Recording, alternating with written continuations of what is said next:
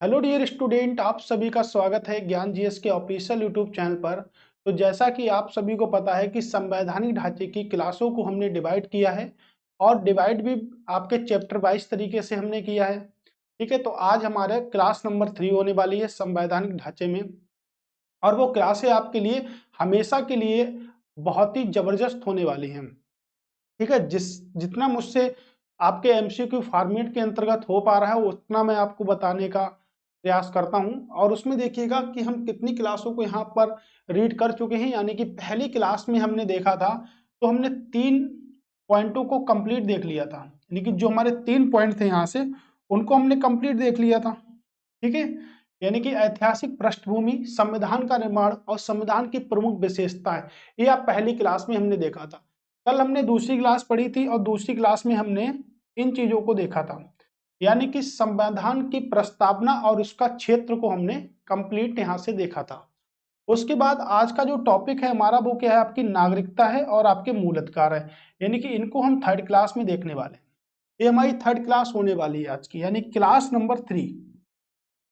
Class number 3 जो हमारी होने वाली है वो कुछ ये होने वाली है हमारी क्लास नंबर 3। ठीक है, तो इसी प्रकार हम आगे भी चलते रहेंगे और हमारी क्लासों का समायोजन जो रहेगा वो कुछ इसी प्रकार से होने वाला है। ठीक है, यही हमारी क्लासें हैं, यही हमारा समायोजन भी होने वाला है। ठीक है, तो देखिएगा जब हम नेक्स्ट में पढ़ेंगे तो देखिएगा अब हमारे छोटे छोटे नहीं बड़े बड़े टॉपिक हैं, तो हम इस पर बात करेंगे। यानी कि एक क्लास नंबर 4 होगा हमारा, क्लास नंबर 5 रहेगा, 6 रहेगा, यानी कि 6 क्लास हम पढ़ेंगे। फिर क्या करेंगे, हम जितने भी आपके प्रश्न संवैधानिक ढांचे से बनते हैं, जितने भी प्रश्न संवैधानिक ढांचे से बनते हैं उन सभी के प्रश्नों का एक कंप्लीट, जो प्रश्न हमने यहाँ पर नहीं कराए हैं उन प्रश्नों का एक कंप्लीट फॉर्मेट भी आपके सामने प्रस्तुत करेंगे, जिससे आपका कभी भी संविधान के अंतर्गत अगर प्रश्न आता है, ठीक है, तो आप उसको संवैधानिक ढांचे से बिल्कुल आप क्लियर एकदम सही से कर देंगे। ठीक है, तो मैंने आपको पहली क्लास में सब कुछ बताया कि किस प्रकार से हमको आपको पढ़ाना है, किस प्रकार को आपको हमसे पढ़ना है, हमने आपको सब बताया है। अगर आप 1 घंटा भी संविधान के अंतर्गत देते हैं तो प्लीज याद रखिएगा कि आपका टोटल क्लास एकदम बहुत अच्छा होने वाला है। ठीक है, तो आज हमारी नागरिकता है और आपके क्या है, मौलिक अधिकार है। क्या है, आपकी नागरिकता है और आपके मौलिक अधिकार हैं। ठीक है, तो नागरिकता क्या होती है, देखिएगा पूरे भारत में अगर हम बात करें तो नागरिकता कैसी है। ठीक है, नागरिकता की अगर बात करेंगे तो सिटीजनशिप, क्या बोलते हैं हम इसको, सिटीजनशिप। ठीक है, नागरिकता बोले या सिटीजनशिप बोले तो इसको हम बोलते हैं सिटीजनशिप। यानी कि ओवरऑल अगर हम बात करें, अब क्या हुआ, जम्मू कश्मीर का पहले अलग से संविधान था, अब जम्मू कश्मीर ने खुद का संविधान बना लिया। तो पूरे भारत में अगर हम बात करें तो एकल नागरिकता है। कैसी नागरिकता है आपकी, एकल नागरिकता है पूरे भारत में। अब एकल नागरिकता की अगर बात करेंगे तो भारत ने किसी ना किसी देश से ग्रहण किया होगा एकल नागरिकता को। और भी विश्व में कहां पर एकल नागरिकता है, तो भारत ने यूनाइटेड किंगडम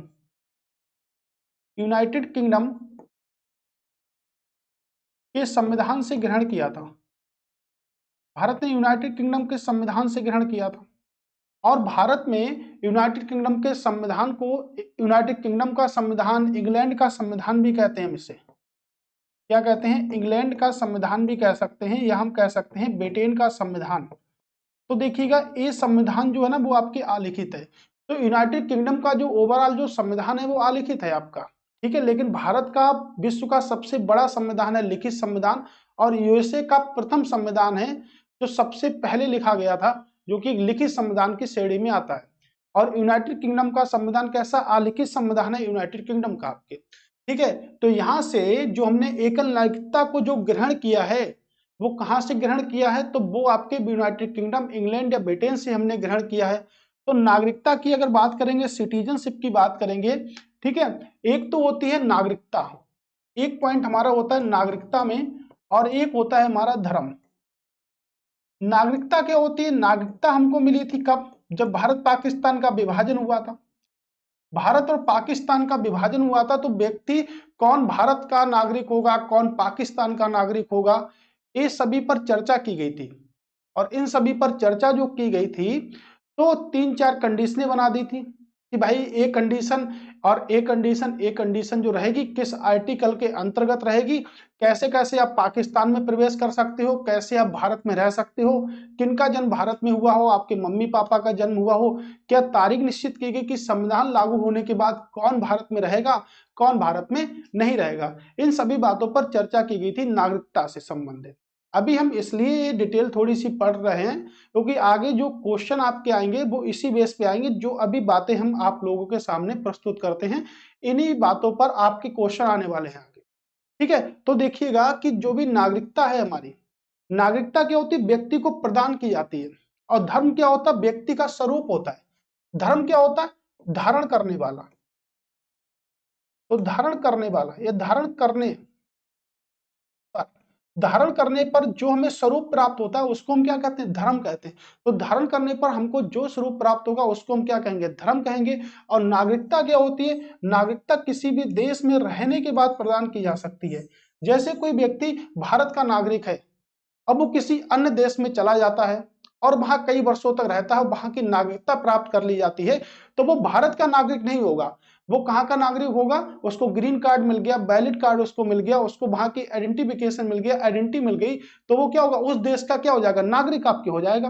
तो भारत का नागरिक नहीं रहा। तो नागरिकता क्या होती है, प्रदान की जाती है या मिलती है हमको। धर्म क्या होता, अब आपका जन्म हुआ, मान लीजिएगा आपका जन्म हुआ और आपको हॉस्पिटल में, आपने बहुत सारी मूवी भी देखी होंगी कि हॉस्पिटल में जन्म हुआ तो किसी का बच्चा कोई लेके चला आता है। आप मान लीजिए हिंदू धर्म में जन्म हुआ और आपको कोई ईसाई लेके चला गया, तो आपका जैसा स्वरूप होगा वैसा आप क्या कर लोगे, धर्म को ग्रहण कर लोगे, आप ईसाई धर्म को मानने लगोगे। कई वर्षों के बाद अगर आपको पता भी चलता है कि हम हिंदू धर्म में पैदा हुए थे और ईसाई धर्म में हम चले गए, फिर भी आप ईसाई रहोगे ना। आप जबरदस्ती तरीके से धर्म परिवर्तन कर लेते हैं। आजकल इंटरकास्ट मैरिज अगर हम लोग करते हैं तो हमको भारत सरकार के अकॉर्डिंग रुपया भी मिलता है। ठीक है, इंटरकास्ट मैरिज। जैसे नागरिकता की अगर बात हम कर ही रहे हैं तो देखिएगा भारत में 6 प्रकार के अल्पसंख्यक होते हैं। कितने प्रकार के, 6 प्रकार के अल्पसंख्यक होते हैं। और अल्पसंख्यकों में कौन होता है, सिख होते हैं, आपके मुस्लिम सबसे ज्यादा अल्पसंख्यक हैं, सिख हैं, मुस्लिम हैं, आपके पारसी हैं, बौद्ध हैं, जैन हैं, ठीक है, और ईसाई हैं। आपके 6 अल्पसंख्यक हैं जिसमें एक सबसे बड़ा धर्म है मुस्लिम धर्म। मुस्लिम संप्रदाय सबसे बड़ा है आपका। और अगर यहीं पर हम बात करें कि सबसे ज्यादा किसका है, तो हिंदुओं का रेट सबसे ज्यादा है, यानी कि हिंदू का जो प्रतिशत है वो 79.8% है। और अगर वहीं पर हम बात करें कि मुस्लिम का कितना है, जो 14.2 है, टोटल अल्पसंख्यक 19.2% है आपके टोटल अल्पसंख्यक पूरे भारत में। तो जैसा व्यक्ति ने स्वरूप धारण कर लिया उसको धर्म कहेंगे, और जो व्यक्ति को देश में रहने के बाद मिलती है उसे हम क्या कहते हैं, नागरिकता कहते हैं। बात आपको समझ में आ गई होगी कि नागरिकता क्या होती है। तो नागरिकता को हमने यूनाइटेड किंगडम से ग्रहण किया था, और यूनाइटेड किंगडम से ग्रहण करने के बाद भारतीय संविधान के भाग नंबर या अनुच्छेद नंबर की बात करें, अनुच्छेद नंबर 5 से 11 जो है भारतीय संविधान में नागरिकता से संबंधित आर्टिकल हैं। और अगर हम बात करें किस भाग में है, तो भाग नंबर 2। भारतीय संविधान में टोटल पहले 22 भाग थे, अब भारतीय संविधान में टोटल भाग हो चुके हैं आपके 25। उसी भाग में भाग नंबर 2 का जो पार्ट है वो क्या है, आपके नागरिकता से संबंधित है। आर्टिकल कितना है, 5 से 11। कितना है, 5 से 11 है आपका आर्टिकल, यानी कि आर्टिकल नंबर 5 हो गया, 6 हो गया, 7 हो गया, 8 हो गया, 9 हो गया, और 10 और 11। आपके इतने आर्टिकल संबंधित हैं किससे, आपके नागरिकता से संबंधित है, 5 से 11 आर्टिकल। तो आपको स्पष्ट हो चुका कि भारत में एकल नागरिकता है, भाग नंबर 2 है। और अगर बात करेंगे कौन सा आर्टिकल है, 5 से लेके 11। जैसे अभी हमने बात करी कि कोई व्यक्ति अगर भारत का नागरिक है और कुछ वर्षों के बाद किसी वो विदेश में जाता है, वहां की नागरिकता को ग्रहण कर लेता है, वहां की नागरिकता को ग्रहण कर लेता है, तो ये प्रक्रिया क्या होगी, वहां की नागरिकता को जब ग्रहण करेगा तो वो उस देश का नागरिक हो जाएगा। तो क्या जब वो भारत में आएगा तो उसको भारत की नागरिकता प्रदान की जाएगी। अगर उसके पास विदेश की नागरिकता है तो उसको भारत की नागरिकता नहीं प्रदान की जाएगी। ऐसा कथन जो है वो आपके अनुच्छेद नंबर 9 के अंतर्गत आता है। अनुच्छेद नंबर 9 किसका पार्ट होगा, तो अनुच्छेद नंबर 9 जो पार्ट होगा वो आपका 5 से 11 के बीच में ही पार्ट होगा ना। ठीक है, तो 5 से 11 के बीच में ही पार्ट होगा आर्टिकल नंबर 9।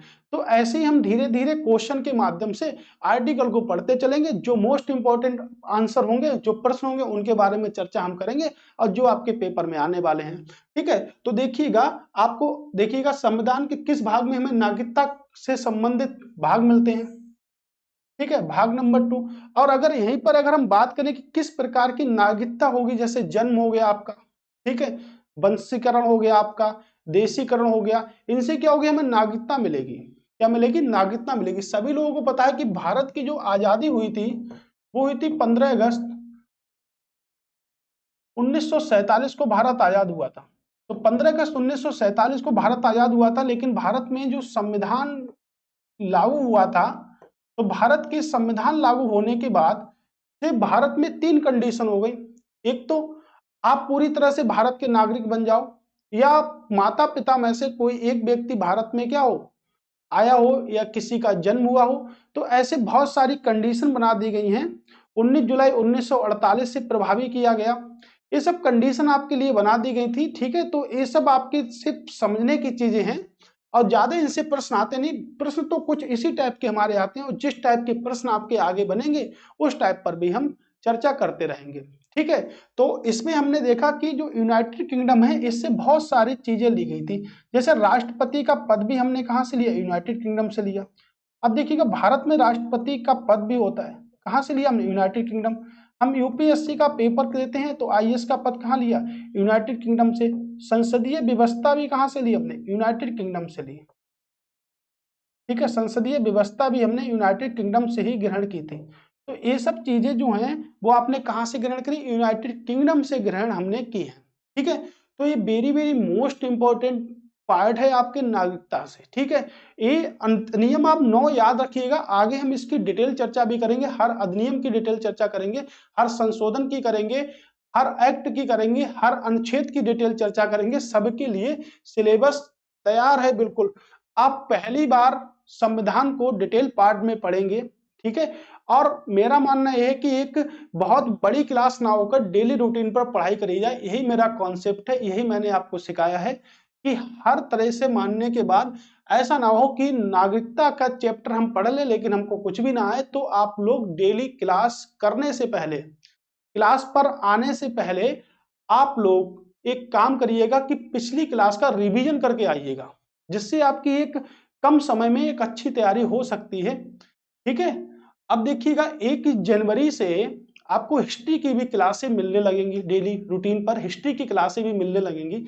ठीक है, भारत के संविधान द्वारा प्रकार की नागरिकता प्रदान की जा सकती है। तो भारत के संविधान द्वारा किस प्रकार की नागरिकता प्रदान की जा सकती है, मैंने अभी आपको बताया किस प्रकार की नागरिकता है। भारत में एकल नागरिकता है। जब जम्मू कश्मीर था तो दोहरी नागरिकता थी। ठीक है, आप देखिएगा भारत में एकल नागरिकता है, लेकिन अगर बात करें यूएसए में कैसी नागरिकता है, तो यूएसए में दोहरी नागरिकता है आपके। और अगर बात करें तिहरी नागरिकता भी है कि यहाँ पर तीसरी प्रकार की नागरिकता है, तो बिल्कुल है आपके स्विट्जरलैंड में तिहरी प्रकार की नागरिकता है। स्विट्जरलैंड का राष्ट्रपति होता है, उनका कार्यकाल 1 वर्ष होता है। यूएसए के जो राष्ट्रपति होते हैं उनका कार्यकाल 4 वर्ष का होता है। और आपके भारत के जो राष्ट्रपति होते हैं उनका कार्यकाल कितने वर्ष का होता है, आपके 5 वर्ष का होता है। कितने वर्ष का होता है, 5 वर्ष का होता है। ठीक है, याद रखिए कितने वर्ष का होगा भारत के राष्ट्रपति का, 5 वर्ष का होता है। ठीक है, अब राष्ट्रपति की अगर बात यहाँ पे करें तो देखिए, राष्ट्रपति भारत में जब तक अंतिम सांस है, भारत में जब तक अंतिम सांस है तब तक राष्ट्रपति चुनाव लड़ सकता है। ठीक है, जब तक आपके कंडे लाल नहीं हो रहे हैं तब तक आप राष्ट्रपति का चुनाव लड़ सकते हैं। और अगर बात करें कंडे लाल का मतलब ये नहीं, जब तक आपकी मृत्यु नहीं होती है तब तक आप राष्ट्रपति का चुनाव लड़ सकते हैं। यूएसए के राष्ट्रपति में क्या है, सिर्फ चुनाव 2 बार लड़ सकता है वो, तीसरी बार चुनाव के लिए हकदार नहीं होता है। ठीक है, राष्ट्रपति के चैप्टर में राष्ट्रपति की बात करेंगे। सबको धीरे धीरे हम 20 से 25 दिन में पूरा का पूरा संविधान निपटा देंगे। साइंस को खत्म कर ही चुके हैं हम, समाप्त कर ही चुके हैं। ठीक है, ऐसे तो अस्थायी नागरिकता किसी देश में है, बिल्कुल नहीं है। अस्थायी नागरिकता किसी देश में नहीं है। दोहरी नागरिकता है, क्षेत्रीय नागरिकता नहीं होती। ठीक है, याद रखिएगा प्रश्नों को।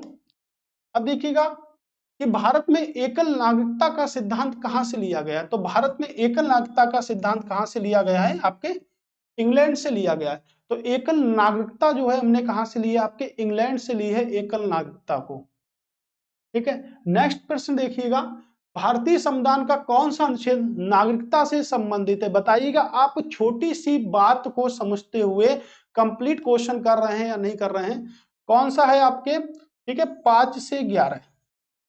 कौन सा आर्टिकल है? 5 से 11 अनुच्छेद ऐसा है जो कि आपकी नागरिकता से संबंधित है। भाग कौन सा है? भाग नंबर 2 है।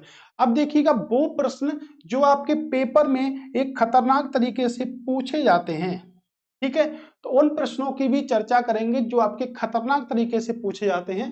देखिए, भारत में केवल एक ही नागरिकता और एक ही अधिवास है। पहले तो ये पढ़िएगा, भारत के संदर्भ में कौन से कथन सही हैं। ठीक है, ओके। अब देखिएगा प्रश्न को, भारत में केवल एक ही नागरिकता और एक ही अधिवास है। तो भारत में भाई एक ही नागरिकता है। कैसी नागरिकता है? भारत में एकल नागरिकता है।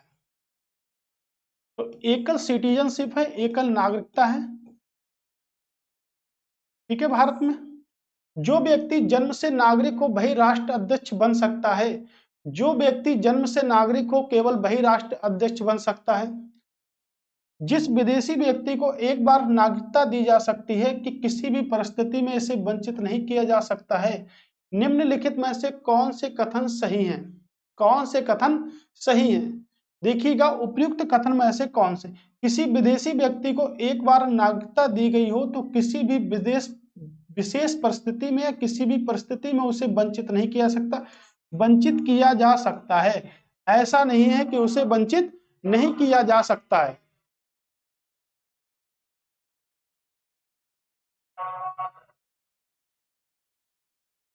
तो अगर बात हम करेंगे तो देखिएगा, भारत में केवल एक ही नागरिकता एक ही अधिवास है। बिल्कुल कथन ठीक है, एकदम कोई भी कंफ्यूजन नहीं है। जिस व्यक्ति को एक बार नागरिकता दी जाती है उसे वंचित किया जा सकता है। इसमें लिखा है वंचित नहीं किया जा सकता है, तो ये तो आपका गलत हो गया। ठीक है, एक व्यक्ति जन्म से नागरिक हो केवल वही राष्ट्रीय अध्यक्ष बन सकता है, यानी कि कह रहा है केवल। ऐसे स्टेटमेंटों पे थोड़ा सा ध्यान रखिएगा। जन्म से नागरिक या किसी व्यक्ति ने भारत में नागरिकता प्रदान कर ली हो या कोई देशी व्यक्ति नागरिकता के अंतर्गत आ रहा है तो वह भी राष्ट्रपति का चुनाव या राष्ट्रीय अध्यक्ष बन सकता है। तो ये भी क्या है? आपका गलत है। ठीक है, देखिएगा, ऐसे प्रश्नों में एक बात तो समझ लीजिएगा, जैसे अगर नहीं आ गया कहीं पर, केवल आ गया आपके, तो ये प्रश्न ज्यादा से ज्यादा क्या होते हैं? गलती आपके होते हैं। ऐसे प्रश्नों को ध्यान रखिएगा, अगर नहीं आ गया और केवल आ गया तो ऐसे प्रश्न ज्यादा से ज्यादा क्या होंगे? गलत होंगे आपके। ठीक है, तो इस पे याद रखिएगा ऐसे प्रश्नों पे। तो इसका आंसर क्या होगा? केवल एक सही है। केवल एक सही है, यानी कि एक व्यक्ति को एक ही नागरिकता एक ही अधिवास है, एक से अधिक नागरिकता नहीं मिल सकती, क्योंकि भारत में एकल नागरिकता है। और कहां से ली हमने? यूनाइटेड किंगडम, ब्रिटेन से ली थी हमने। देखिए, निम्नलिखित कथनों पर विचार कीजिए। तो भाई विचार करना है, 48 क्वेश्चन है और कौन सा सही है। ठीक है, विचार करना है, 48 क्वेश्चन है, कौन सा सही है। ठीक है, भारतीय संविधान केवल एकल नागरिकता प्रदान करता है, बिल्कुल ठीक है। कोई भी कंफ्यूजन है क्या? नहीं है। भारत में जन्म से नागरिक और साथ ही देशी नागरिक दोनों राष्ट्रपति पद के लिए पात्र हैं, अभी मैंने बात की थी। केंद्र सरकार किसी भी परिस्थिति में नागरिकता खत्म कर सकती है। तो केंद्र सरकार किसी भी परिस्थिति में नागरिकता खत्म कर सकती है। किसी भी परिस्थिति में, किसी परिस्थिति में होता तो ये ठीक होता, इसलिए ये गलत है। यानी कि 1 और 2 सही है, यानी केवल 2 प्रश्न सही हैं। देखिए, कितने कथन सही है? ये पूछा, केवल 2 प्रश्न सही हैं। ठीक है, कंडीशन होगी तभी नागरिकता खत्म कर पाएगी, ऐसे नागरिकता खत्म नहीं कर पाएगी। ठीक है, तो आपका 48 प्रश्न हो गया। देखिएगा, अभी तक हम 48 प्रश्न कंप्लीट कर चुके हैं। अब आपका, ठीक है, 49 प्रश्न है, भारत के संदर्भ में कौन से कथन सही हैं। ठीक है, कौन से, कितने कथन सही हैं, ये भी पूछ रहा है, कितने कथन सही हैं। जब कोई व्यक्ति भारतीय नागरिक स्वेच्छा से किसी दूसरे देश की नागरिकता प्राप्त करता है तो उसकी भारतीय नागरिकता स्वतः समाप्त हो जाती है। मैंने आपको क्या बताया था? Article number 9। आर्टिकल नंबर 9 क्या कहता? अगर कोई व्यक्ति किसी अन्य देश की नागरिकता, सिटीजनशिप को प्राप्त कर लेता है तो उसकी भारत में होने वाली नागरिकता तुरंत समाप्त कर दी जाएगी, स्वतः ही समाप्त कर दी जाएगी। ऐसा संविधान में उपबंध है तो बिल्कुल है। पूर्ण आयु व क्षमता वाला भारत का कोई भी नागरिक अपनी भारतीय नागरिकता का त्याग कर सकता है। तो भाई भारत का कोई भी नागरिक जैसे चाहे वैसे त्याग कर सकता है। ठीक है, भारतीय नागरिक तब भारतीय नागरिकता तब समाप्त हो जाती है जब नागरिक सामान्य रूप से लगातार 5 वर्षों से अधिक समय तक भारत से बाहर रहा हो। तो भाई 5 वर्ष नहीं होंगे, ठीक है, कितने वर्षों तक भारत के बाहर रहा हो, लगभग में 7 ईयर्स तक भारत के बाहर रहा हो। कितने ईयर्स तक? 7 ईयर्स तक भारत से बाहर रहा हो तो उसकी नागरिकता पूरी तरह से समाप्त हो जाएगी। तो आपका देखिएगा ए वाला तो गलत हो गया। कितने कथन सही है? तो पहला सही है, दूसरा सही है, केवल 2 कथन ही सही है, बाकी आपके कथन सही नहीं है। अब देखिए क्वेश्चन का फॉर्मेट चेंज हो गया इस बार, पेपर के लिए ए फॉर्मेट बेस्ट है इस बार, और ऐसे ही प्रश्न पूछे जाएंगे आपके लिए, तो एकदम न्यू फॉर्मेट है आपका। देखिए भारत के प्रवासी नागरिकों के संदर्भ में निम्नलिखित कथनों पर विचार कीजिए। प्रवासी भारतीयों द्वारा दोहरी नागरिकता की मांग से संबंधित भारत की प्रवासी नागरिक योजना के लिए संविधान प्रदान किया गया है। भारत के प्रवासी नागरिक भारत में संपत्ति खरीद सकते हैं, उन्हें वोट देने का अधिकार नहीं है। निम्नलिखित कथनों पर विचार कीजिए। तो निम्नलिखित कथनों पर विचार करना है, ठीक है, तो निम्नलिखित कथनों पर विचार करना है। प्रवासी भारतीयों द्वारा दोहरी नागरिकता की मांग से संबंधित भारत के प्रवासी नागरिक योजना के लिए संविधान प्रदान किया गया है। ठीक है, भारत के प्रवासी भारत में संपत्ति खरीद सकते हैं, तो संपत्ति खरीद सकते हैं, लेकिन किसानी वाली संपत्ति नहीं खरीद सकते। उन्हें वोट देने का अधिकार नहीं है, तो वोट देने का तो अधिकार नहीं है प्रवासियों को। भारत के प्रवासी नागरिक भारत में संपत्ति खरीद सकते हैं, तो भारत के प्रवासी नागरिक भारत में संपत्ति तो खरीद सकते हैं, लेकिन कृषि उपयोगी जमीन को नहीं खरीद सकते हैं। तो देखिएगा इस प्रश्न को आप क्या मानते हैं? इस प्रश्न पे आप लोग अगर हम बात करें तो आपका प्रश्न केवल सभी सही होने वाला है, केवल 2 सही होने वाला है, क्योंकि ए आपके संयोजन पे नहीं आता है। ठीक है, याद रखिएगा इसको संयोजन पर नहीं आता है। भारत में नागरिकता अधिनियम में प्रवासी नागरिकों की श्रेणी को किस वर्ष एक संशोधन के माध्यम से दर्ज किया गया? तो इसका जो आंसर होगा आपके 2005। ठीक है, 2005 के संशोधन के तहत इसको दर्ज किया गया था। ओके, अगला प्रश्न, भारतीय विदेशी नागरिक OIC के संबंध में निम्नलिखित कथनों में से कौन सा सही नहीं है? एक OIC दूसरे देश का नागरिक होता है। OIC के पास भारत में आने के लिए बहुप्रवेश दीर्घकालीन वीजा होता है। OCI सभी मामलों में प्रवासी भारतीयों के बराबर होते हैं। एक OIC सार्वजनिक रोजगार के अवसर की समानता के मौलिक अधिकार का हकदार नहीं है। तो OCI सभी मामलों में प्रवासी भारतीयों के बराबर होते हैं। बताइएगा क्या कथन ठीक है या कथन नहीं सही है? देख लीजिएगा, अच्छे से देखिएगा कौन सा कथन सही। ठीक है, तो कौन सा सही आंसर होगा? एक OCI दूसरे देश का नागरिक होता है, बिल्कुल ठीक है। OIC के पास भारत में आने के लिए बहुप्रवेश दीर्घकालिक वीजा होता है, ये भी ठीक है। सभी मामलों में अप्रवासी भारतीयों के बराबर होते हैं, नहीं भाई, सभी मामलों में नहीं होते हैं। एक OIC सार्वजनिक रोजगार के अवसर की समानता में मौलिक अधिकारों का हकदार नहीं है, ठीक है, ये भी ठीक है। यानी कि ऑप्शन आपका जो होगा वो आपका सी वाला होगा। ठीक है, सी वाला क्या होगा? रॉन्ग आंसर आपका होगा। ठीक है, अगला है कि भारत संविधान की किस भाग को भारतीय संविधान की अंतरात्मा माना जाता है? देखिएगा, नागरिकता से आपके इतने ही प्रश्न बने हैं आज तक पेपर में, और उन सभी प्रश्नों को मैंने करा दिया। अगर आपके नागरिकता से प्रश्न पूछा जाता है तो आपको नागरिकता से संबंधित प्रश्नों की चर्चा में एक क्लास आपके लिए बेहद इंपॉर्टेंट हो सकती है। ठीक है, और साबित भी होगी। अब देखिएगा, भारतीय संविधान की अंतरात्मा किसे कहते हैं? किसे कहते हैं? फंडामेंटल राइट्स को कहते हैं। फंडामेंटल राइट्स को कहते हैं,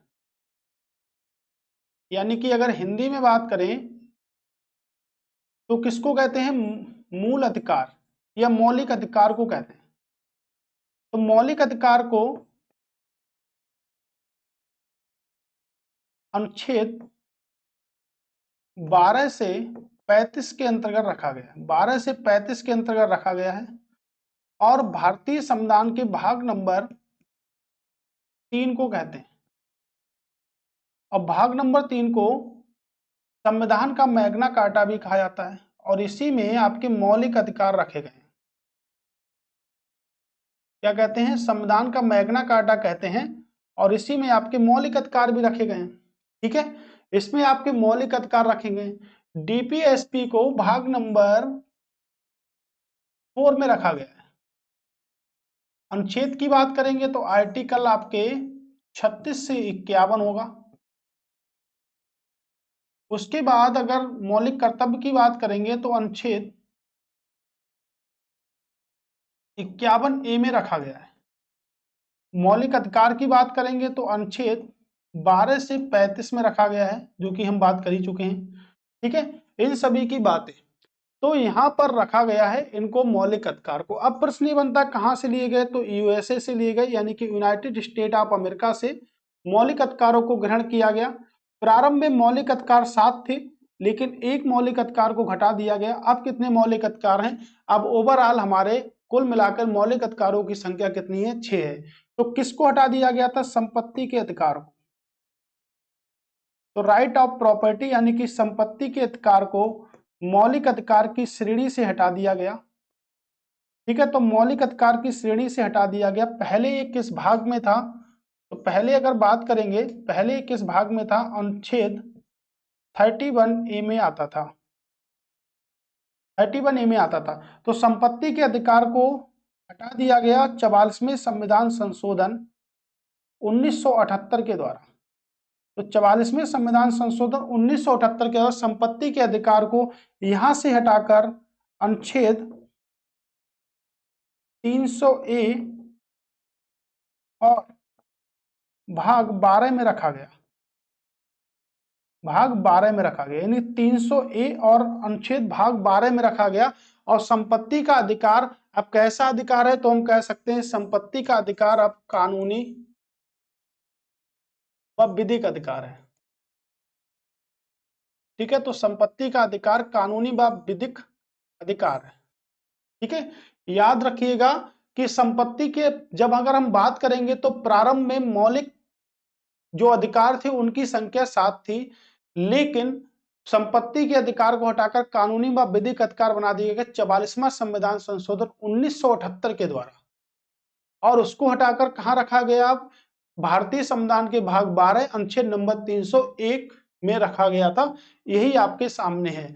तो अब मूल अधिकारों की संख्या कितनी है? तो मूल अधिकारों की अगर बात करेंगे तो अब 6 है। पहले कितनी थी? 7 थी। कहां से ग्रहण करें? यूएसए से हमने ग्रहण किए हैं। यूएसए से राष्ट्रपति पर महाभियोग की प्रक्रिया भी हमने ग्रहण की है। उपराष्ट्रपति का पद भी हमने यूएसए से ग्रहण किया है। ऐसी बड़ी बड़ी चीजें आपके यूएसए से ही हमने ग्रहण की हैं। ठीक है, तो ये देखिएगा, ये बेस्ट प्रश्न बनेगा। अंतरात्मा कहते हैं इसे, संविधान का मैग्ना कार्टा भी कहते हैं। भाग नंबर 3 को, भाग नंबर 3 को संविधान का मैग्ना कार्टा भी कहते हैं। तो क्या अगर मान लीजिएगा हमारे मौलिक अधिकारों की जो संरक्षक होता है वो कौन होती है? आपकी न्यायपालिका होती है।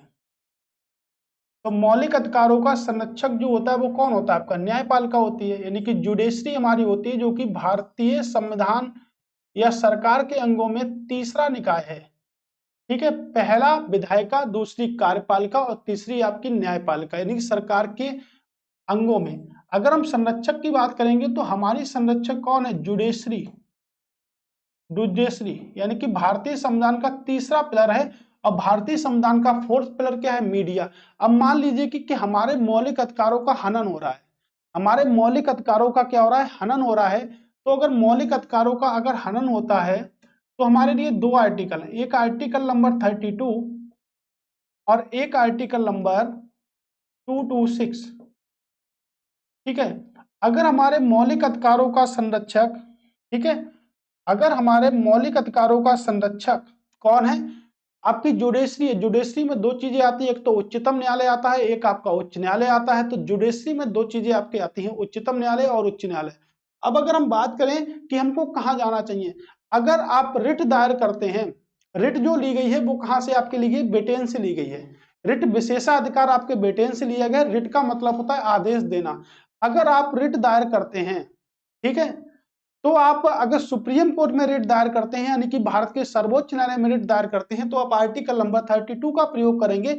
अगर वही रिट आपके उच्चतम न्यायालय यानी कि उच्च न्यायालय में अगर ये जाती है तो 226 अनुच्छेद का प्रयोग करेंगे। यानी कि ये जो आर्टिकल है ये आपके सुप्रीम कोर्ट से संबंधित है और ये आपके हाई कोर्ट से संबंधित है। किसके मामले, मौलिक अधिकारों के हनन होने के मामले में संबंधित है।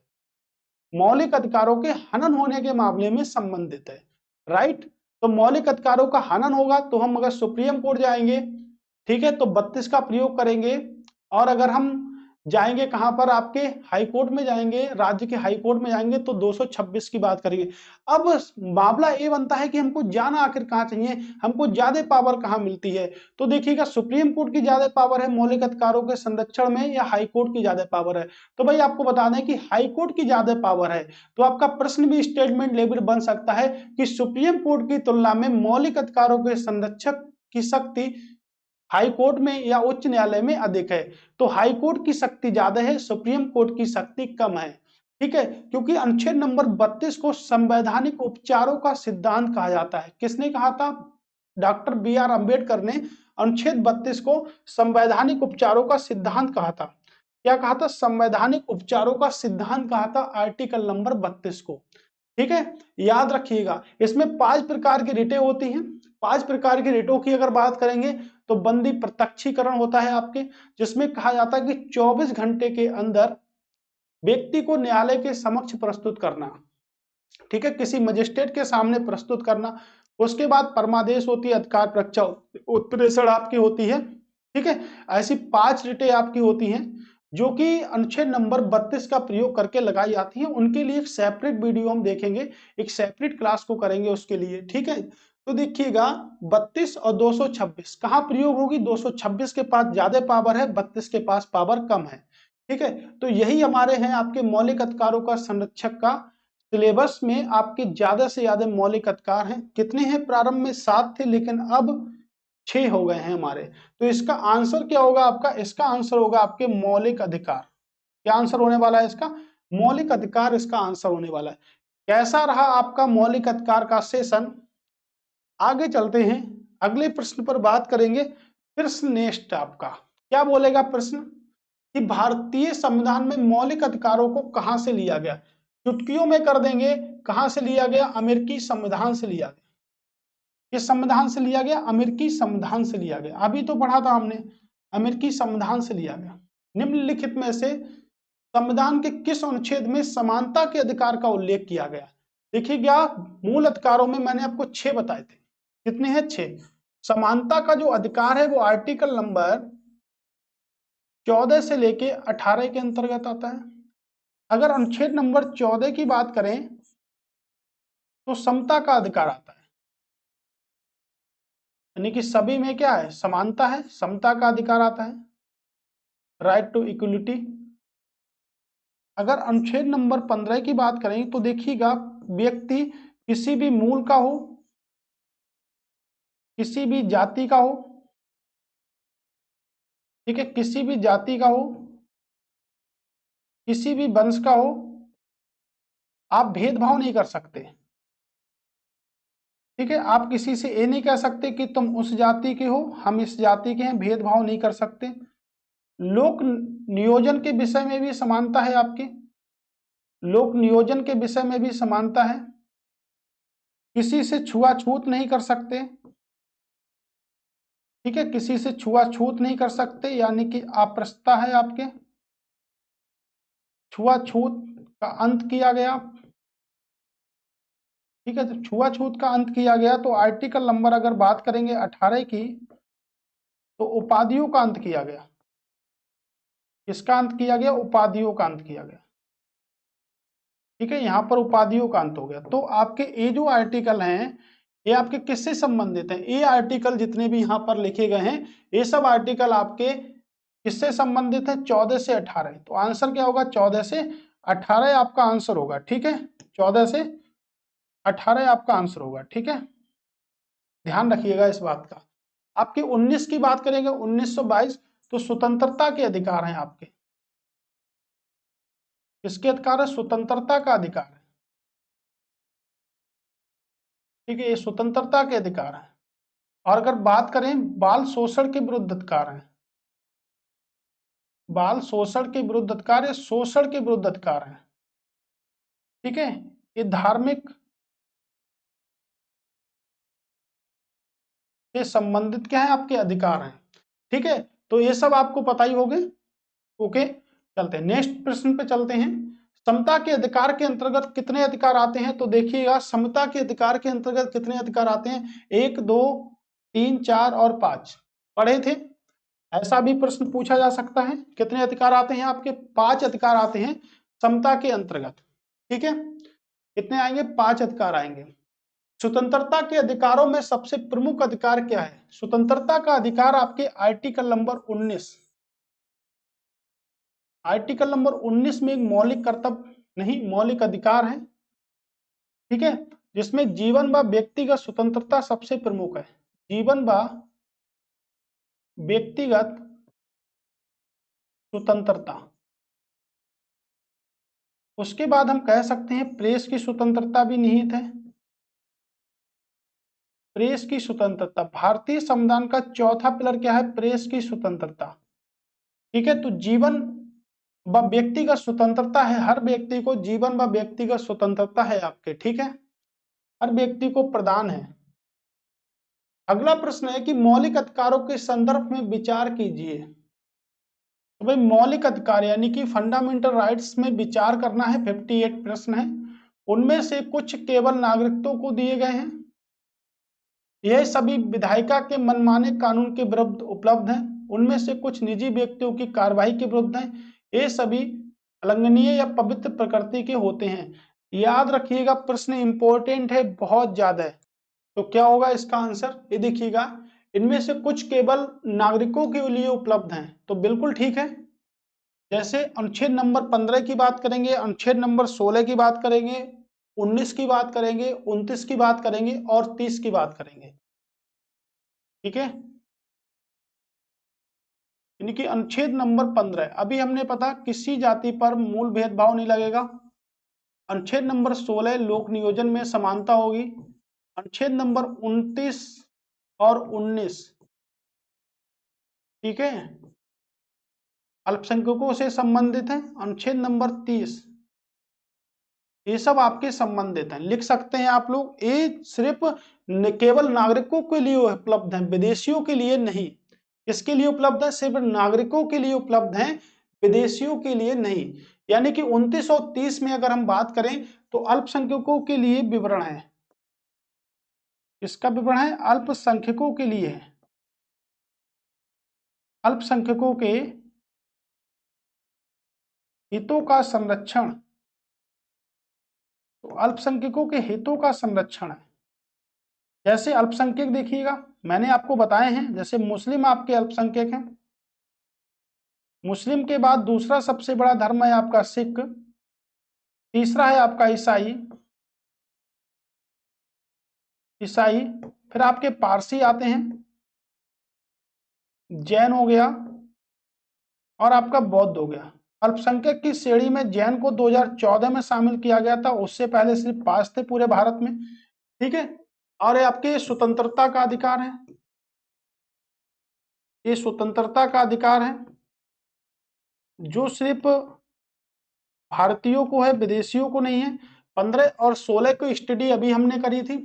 ठीक है, 15 और 16 को अभी हमने देखा था, तो ये भी आपके मोस्ट इंपोर्टेंट याद रखा। अल्पसंख्यक की श्रेणी में जैन धर्म, जैन को शामिल कब किया गया था? 2014 में शामिल किया गया था जैनों को। ठीक है, ये सभी विधायिका के मनमाने कानून के विरुद्ध उपलब्ध हैं।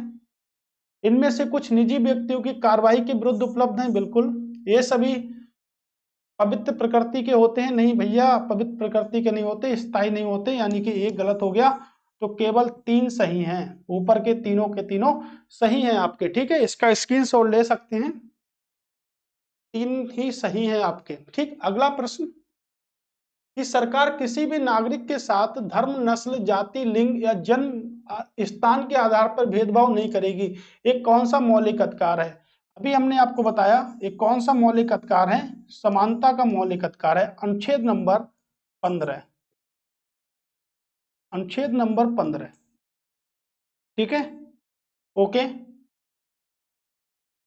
भारत को एक धर्मनिरपेक्ष राज्य या देश कहा जाता है क्योंकि नागरिकों को मौलिक अधिकार है, अभिव्यक्ति व बोलने का अधिकार, अनुच्छेद नंबर 19, पूरे भारत में स्वतंत्र रूप से घूमने का अधिकार, अनुच्छेद नंबर 19, अपने पसंद के धर्म प्रचार करने की स्वतंत्रता, अनुच्छेद नंबर 25 से 28, उपयुक्त में से एक से अधिक, उपयुक्त में कोई नहीं। धर्मनिरपेक्ष देश कहा जाता है अपने पसंद के धर्म प्रचार करने की स्वतंत्रता। तो अगर बात करें कि धर्मनिरपेक्ष, भारतीय संविधान के 42वें संविधान संशोधन 1976 के द्वारा 3 शब्द नए जोड़े गए, जिसे एक धर्मनिरपेक्ष कहा गया, समाजवादी हो गया, धर्मनिरपेक्ष हो गया और आपके अखंडता हो गई। यानी कि सीरियल वाइज की बात करें तो 42वें संविधान संशोधन के द्वारा कुछ शब्द जोड़े गए 1976 के द्वारा, कल मैंने आपको पढ़ाया भी था। इसमें सबसे पहले समाजवादी को जोड़ा गया, समाजवादी, दूसरे नंबर पर धर्मनिरपेक्षता या धर्मनिरपेक्ष, और तीसरे नंबर पर बोले तो अखंडता। 3 नए शब्दों को 42वां संविधान संशोधन के तहत जोड़ा गया था। तो 42वां संविधान संशोधन के तहत 3 नए शब्दों को जोड़ा गया था, उसी में एक शब्द निकल के आया धर्मनिरपेक्ष या बोले पथ निरपेक्ष। धर्मनिरपेक्ष का मतलब क्या है कि भारत में सभी धर्मों को संरक्षित किया गया है। तो भारत में सभी धर्मों को संरक्षित किया गया है। देखिएगा, भारत में, ध्यान रखिएगा, भारत में सभी धर्मों को, सभी धर्मों को संरक्षण प्रदान है, सभी धर्मों को संरक्षण प्रदान है, लेकिन भारत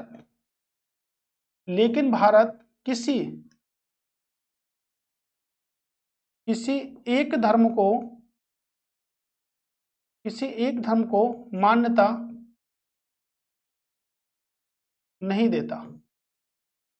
अब देखिएगा, भारत क्या है, भारत में सभी धर्मों को संरक्षण प्रदान है, यानी कि भारत में ओवरऑल सभी धर्मों को संरक्षण क्या है, प्रदान है, लेकिन भारत किसी एक धर्म को मान्यता नहीं देता। यानी कि जो अभी हमने धर्म पढ़े थे, ये देखिएगा, ये प्रश्न देखिएगा, पहले थोड़ा सा इस प्रश्न पर थोड़ा सा ध्यान रखिएगा। ये देखिएगा, 6 धर्म आपके हो गए, एक आपका हिंदू धर्म हो गया, बाकी सब आपके अल्पसंख्यक हैं।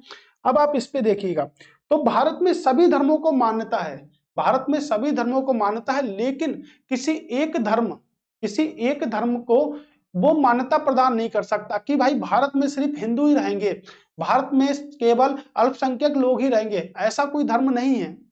ठीक है, जैसे पर एग्जाम्पल की अगर बात करें तो देखिएगा, कोई कहीं भी जा सकता है, अपने अंतःकरण की स्वतंत्रता है, उसको किसी भी धर्म को मान सकता है, किसी भी भगवान को मान सकता है, मुस्लिम से है तो अपने मस्जिद पे जा सकता है, और मंदिर, हिंदू है तो मंदिर पे जा सकता है, बाइबल पढ़ा हुआ है तो कहाँ जाएगा, चर्च में जाएगा, ऐसे हर जगह कहीं ना कहीं जा सकता है। भारत में सभी धर्मों को मान्यता है, लेकिन भारत किसी एक धर्म को संरक्षित नहीं करता। अगर भारत किसी एक धर्म को संरक्षित करता तो धर्मनिरपेक्ष शब्द का उल्लेख भारत में नहीं किया जाता।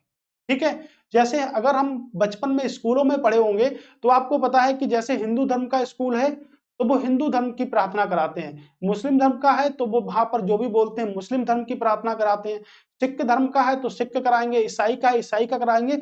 लेकिन जो निजी स्कूल होंगे, जो डोमेस्टिक स्कूल होंगे, जो निजी स्कूल होंगे, सिर्फ वहां पर ये अधिनियम, ये संशोधन, ये अनुच्छेद लागू नहीं होता है, निजी क्षेत्रों पर नहीं होता, सरकारी संविधान के अंतर्गत रखे गए हर चीज पर ये लागू होता है।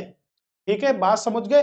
तो भारत के सभी धर्मों को संरक्षित तो किया गया है, लेकिन एक किसी धर्म की मान्यता नहीं है। पर एग्जाम्पल एज ए पिताजी की अगर बात करें, घर में 3 बेटे हैं और 3 बेटों में से अगर पिताजी सभी को समान समझते हैं तो वो धर्मनिरपेक्ष है, लेकिन अगर किसी एक को बहुत ज्यादा प्यार करेंगे और 2 को छोड़ देंगे तो वो धर्मनिरपेक्षता नहीं है। आपको समझ में आ गया होगा अच्छे से पर एग्जाम्पल की तरह से। ठीक है, अब इसमें क्या है, अपने धर्म का प्रचार कर सकते हैं। अनुच्छेद 25 से 28 में आपके धार्मिक स्वतंत्रता की चर्चा की गई है, का अधिकार किया गया है। निम्नलिखित में से कौन सा गैर नियोजित है? गैर नियोजित क्या होते हैं? जिन्हें अदालत में चुनौती नहीं दी जा सकती है, जिन्हें अदालत में चुनौती नहीं दी जा सकती है वो आपके क्या है? गैर नियोजित होते हैं। ठीक है, जिन्हें अदालत में चुनौती नहीं दी जाती है। ठीक है, बताइएगा क्या होगा, क्या होगा हमारा इसमें। तो अगर हम बात करें 61 प्रश्न की, तो क्या होगा कि कौन सा गैर नियोजित है, यानी कि जिसको अदालत में चुनौती नहीं दी जा सकती है। जैसे पर्याप्त आजीविका का अधिकार, है ना, पर्याप्त आजीविका के अधिकार को अदालत में चुनौती नहीं दी जा सकती है। ठीक है, नेक्स्ट प्रश्न की बात करेंगे। भारतीय संविधान के अनुच्छेद 19 में निम्नलिखित में से कौन सा अधिकार शामिल है? संवैधानिक उपचारों का सिद्धांत। देखिएगा, संवैधानिक उपचारों का सिद्धांत आर्टिकल नंबर 32 कहा गया है। किसने कहा? Doctor B R. अम्बेडकर ने संवैधानिक उपचारों को सिद्धांत का नाम दिया है। ठीक है, और इसमें 5 रिटों की चर्चा की गई है। रिट का मतलब होता है आदेश देना, तो रिट का मतलब होता है आदेश देना। जैसे 5 रिटें, अगर बात करें बंदी प्रत्यक्षीकरण, क्या होगी आपकी? बंदी प्रत्यक्षीकरण। दूसरी आपकी परमादेश, उत्प्रेषण, अधिकार परीक्षा।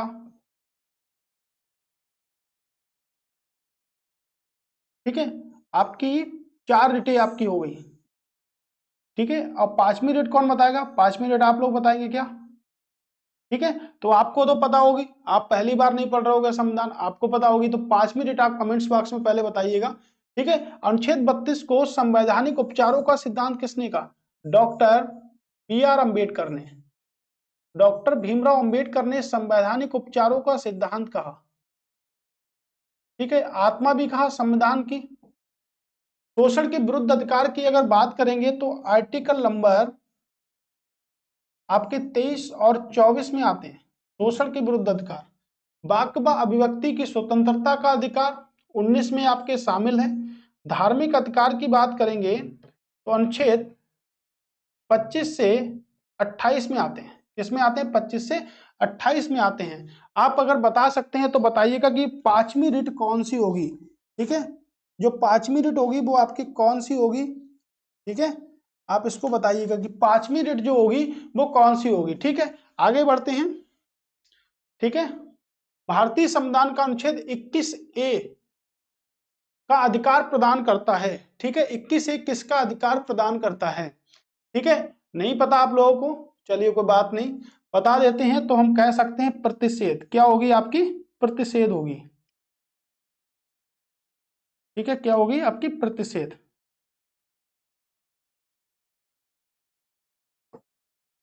ठीक है, अगले प्रश्न पे चलते हैं। कह रहे हैं शिक्षा का अधिकार। किसका अधिकार होगा आपके? शिक्षा का अधिकार। यानी कि अगर हम बात करें राइट टू एजुकेशन, यानी कि शिक्षा का अधिकार,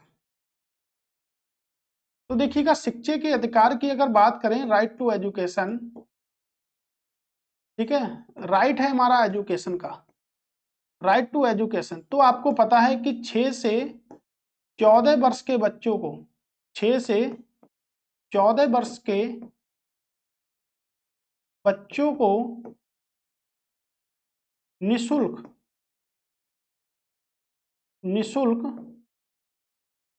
व अनिवार्य शिक्षा, 6 से 14 वर्ष के बच्चों को निशुल्क व अनिवार्य शिक्षा।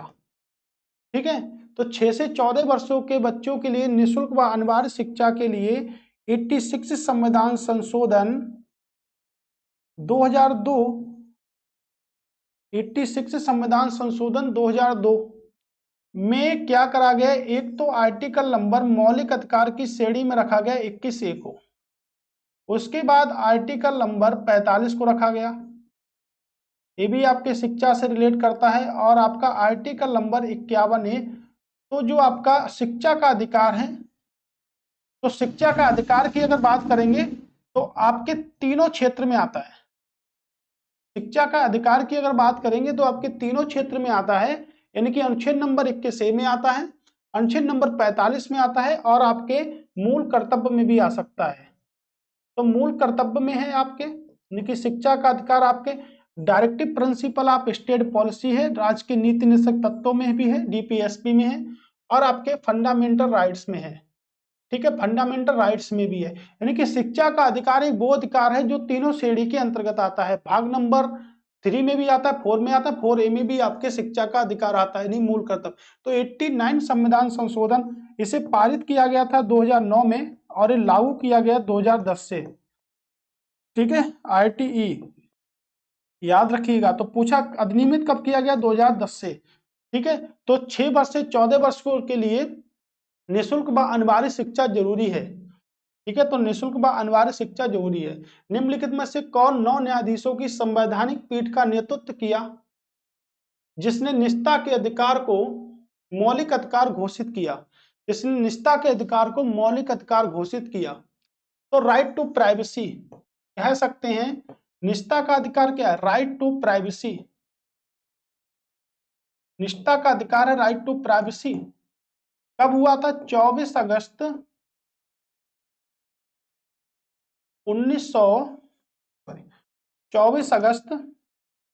2017 में राइट टू प्राइवेसी को जीएस खेर ने एक मौलिक अधिकार की श्रेणी में रखा गया था। मौलिक अधिकार की श्रेणी में रखा गया था निष्ठा के अधिकार को। वेरी वेरी मोस्ट इंपॉर्टेंट है, निष्ठा के अधिकार को मौलिक अधिकार की श्रेणी में रखा गया। किस अनुच्छेद से संबंधित है? तो अनुच्छेद 21 से संबंधित है। तो राइट टू प्राइवेसी क्या होता है कि आप किसी के साथ भी अपना समय बिता सकते हैं। राइट टू प्राइवेसी, किसी भी आप होटल में जा सकते हैं, किसी भी घर में जा सकते हैं, कहीं भी जा सकते हैं। राइट टू प्राइवेसी यानी कि निष्ठा का अधिकार है, आपको कोई भी रोकने वाला नहीं है। और आपको मैंने समझाया है, अगर आपका इसके लिए हनन हो रहा है, ठीक है, लेकिन कंडीशन एक ही है, आप 18 साल से ऊपर के होने चाहिए। निष्ठा का अधिकार मैंने आपको बताया कि अगर हनन हो रहा है तो सुप्रीम कोर्ट जाना होगा और आपको हाई कोर्ट जाना होगा। हाई कोर्ट के पास जाएंगे क्योंकि हाई कोर्ट के पास ज्यादा पावर है, 226। सुप्रीम कोर्ट पूरे भारत में एक ही है तो पावर इतनी ज्यादा नहीं है। ठीक है, इसलिए नहीं है, लेकिन नहीं है, राज्यों को ज्यादा पावर दी गई है मौलिक अधिकारों के हनन होने पर। ठीक है, तो राइट टू प्राइवेसी यानी कि अपना आप कीमती समय है ना, कीमती समय हुआ किसी के साथ आप बिता सकते हैं। राइट टू प्राइवेसी है, पूरी तरह से आप प्राइवेसी के अंतर्गत कहीं भी किसी के साथ कहीं भी घूमने जा सकते हैं, आपको कोई भी पुलिस वगैरह नहीं रोकेगी। 24 अगस्त 2017 से पूरी तरह से लागू हो गया। इसके लिए आप लोग धन्यवाद करिएगा जीएस खेर का, जो कि भारत के 44वें न्यायाधीश थे, भारत के 44वें मुख्य न्यायाधीश थे। ठीक है, तो राइट टू प्राइवेसी आजकल के युवाओं को बहुत अच्छा लग रहा है, राइट टू प्राइवेसी के अंतर्गत, है ना।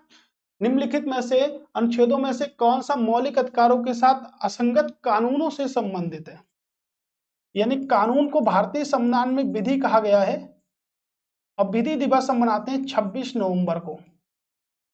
तो प्रश्न यह है कि कौन सा मौलिक अधिकारों के साथ कानून से संबंधित है? कौन सा संबंधित है आपके? 13 है, 14 है, 11 है, 12 है। तो आपका देखिएगा 11 तो है नहीं, नागरिकता से संबंधित है। 12, 13, 14 कौन सा संबंधित है आपके? 13 आपका संबंधित है। ठीक है, कौन सा संबंधित है आपका? 13। भारत में निम्नलिखित में से सबसे पहले महिलाओं को वोट देने का अधिकार देने वाला व्यक्ति कौन था? व्यक्ति या देश? ठीक है, क्या पूछा इसने? देश। निम्नलिखित में से कौन सा देश सबसे पहले महिलाओं को वोट देने का अधिकार देने वाला था? यानी कि वोट देने का अधिकार हमारा कैसा है? संवैधानिक अधिकार है। मत देने का अधिकार हमारा संवैधानिक अधिकार है। ठीक है, क्या अधिकार है? संवैधानिक अधिकार है। प्रवासी भारतीय वोट नहीं डाल सकते, कह सकते हैं कानूनी अधिकार है क्या? अगर ऐसा प्रश्न आपके पेपर में आ जाता, यह कह सकते हैं विधिक अधिकार है। अगर ऐसा कुछ प्रश्न आ जाता तो कहते वोट डालने का अधिकार कैसा है? कहते संवैधानिक अधिकार है। ऐसा कॉन्स्टिट्यूशनल अधिकार है। सबसे पहले वोट डालने का जो अधिकार दिए थे, वो दिए थे आपके न्यूजीलैंड को। महिलाओं को वोट डालने का जो अधिकार दिया था सबसे पहले न्यूजीलैंड के, उसके बाद ऑस्ट्रेलिया को दिया गया। और अगर यूरोपीय देश की बात करेंगे तो यूरोपीय देशों में सबसे पहला देश आपका फिनलैंड है। यूरोपीय देशों में सबसे पहला देश आपका क्या है? फिनलैंड है, जिसको मतदान देने का अधिकार दिया गया। तो इसमें न्यूजीलैंड तो ऑप्शन में है नहीं, क्या होगा आपके? ऑस्ट्रेलिया होगा। कैपिटल क्या है? कैनबरा है। ठीक है। अब देखिएगा मत देने का अधिकार। आपको पता है कि भारत में जो मतदान करने की जो आयु है, मतदान करने की जो आयु है वो कितनी है आपकी? तो मतदान करने की आयु 21 वर्ष थी पहले, लेकिन अब उसको घटाकर कितना कर दिया गया? 18 वर्ष कर दिया गया। तो 21 वर्ष से घटाकर कितना कर दिया गया था? 18 वर्ष कर दिया गया था मतदान की आयु को।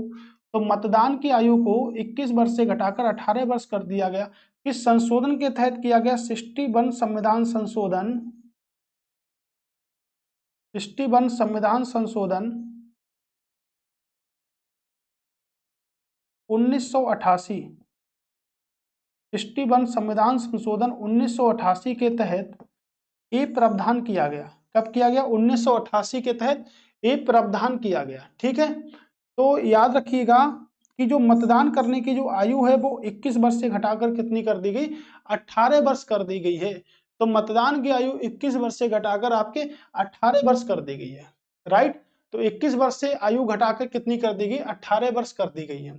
तो सबसे पहले किस देश ने किया? आपके ऑस्ट्रेलिया ऑप्शन में है, लेकिन सबसे पहले किसने किया? आपके न्यूजीलैंड ने किया। ठीक है। सबसे पहले किसने किया? न्यूजीलैंड ने किया। कौन सा देश यूरोपीय देश है जो महिलाओं को मतदान करने का अधिकार देता है? फिनलैंड है, जो कि यूरोपीय देश की श्रेणी में आता है और महिलाओं को मतदान करने का अधिकार देता है। ठीक। तो देखिएगा कि मतदान आपका कैसा? संवैधानिक अधिकार है और आप वोट डाल भी सकते हैं। ठीक है। अब वोट देने का अधिकार जो है आपका संवैधानिक अधिकार है। ठीक है, याद रखिएगा। अब हम नेक्स्ट टॉपिक जब पढ़ेंगे तो क्या पढ़ेंगे? नीति निर्देशक तत्व पर। नीति निर्देशक तत्व की बात करेंगे हम नए टॉपिक पे। ठीक है। ये क्या है आपके? DPSP, directive principle of state policy. ठीक है। तो आज हम यहीं तक क्लास को समाप्त करते हैं। नेक्स्ट क्लास होती है, लेकिन एक बहुत ही आपके लिए बहुत ही जबरदस्त बात जो हम आपको लिए बताने वाले हैं। देखिएगा 1 जनवरी 2024। ठीक है। हम बात कर रहे हैं 1 जनवरी 2024 की। तो 1 जनवरी 2024 की अगर हम बात करें तो यहां से हम सब कुछ पढ़ ही रहे हैं। ठीक है। यानी कि यहां से हम सभी को पढ़ रहे हैं एक किताब जो बहुत ही पूजनीय है जीएस के अंतर्गत। बहुत ही पूजनीय किताब है जिसको हम कहते हैं लुसेंट की बुक। तो लुसेंट की बुक बहुत ही पूजनीय है और हम शुरुआत करने वाले हैं लुसेंट की बुक की। यानी कि लुसेंट की बुक आप लोगों को हम पढ़ाएंगे कब से? 1 जनवरी 2024 से। उससे पहले एक वीडियो आने वाला है आपके लिए, सेपरेट वीडियो आने वाला है, जिसमें हम देखेंगे कि लुसेंट की बुक जो है उसे हम किस प्रकार से स्टडी कर सकते हैं, किस प्रकार से हम करेंगे। 1 बाय 1 आपके लिए ऐसा प्लेटफॉर्म तैयार नहीं करेंगे हम कि आपको डेली 10-20 घंटे क्लास दे दी जाए और आप उसको पढ़ लीजिएगा। देखिए डेली क्लास की रूटीन 1 घंटे के समथिंग ही रहती है आपकी। 1 घंटे की क्लास को ही हम देख पाएंगे और 1 घंटे की क्लास को ही हम कर पाते हैं। ठीक है दोस्तों, तो ऐसा है कि लुसेंट की शुरुआत हम करने वाले हैं। अब देखिएगा आरओ की हम तैयारी कर ही रहे हैं और ये क्लास आपके लिए टारगेट है यूपीपीसीएस, है ना। यूपीपीसीएस की अगर बात करें तो 2 पेपर हैं हमारे यूपीपीसीएस के। एक तो आरओ का एग्जाम है और एक आपके अपर पीसीएस के अंतर्गत है। ठीक है, अपर पीसीएस के अंतर्गत है। तो ये दोनों एग्जाम आपके क्वालिफाई करने हैं। उसके बाद आपको मेंस की तैयारी फ्री ऑफ कॉस्ट कराई जाएगी। एक सेपरेट वीडियो बना के डाला जाएगा आपके लिए और बताया जाएगा किस प्रकार हम मेंस की तैयारी करें, किस प्रकार से हमारा सेशन जो है वो एक अच्छे प्लेटफॉर्म की ओर मूव कर सकता है। ठीक है, तो आज के क्वेश्चनों पर हमने चर्चा कर ली है। ठीक है, तो चलिए आज के क्वेश्चनों की तो चर्चा हो गई, लेकिन आप लोग एक काम करिएगा, 1 मिनट बात और सुन लीजिएगा। ठीक है, क्लास छोड़ के नहीं जाते हैं, अच्छे बच्चे क्लास छोड़ के नहीं जाते हैं। ठीक है, तो भाई अब जो क्लास है, अब बात यह है कि आप सभी लोग चैनल को सब्सक्राइब कर लें और ज्यादा से ज्यादा लोगों को शेयर कर दें चैनल को। ठीक है, थैंक्स फॉर वॉचिंग। दोबारा फिर से मिलेंगे दोस्तों नए वीडियो के साथ में। Okay bye.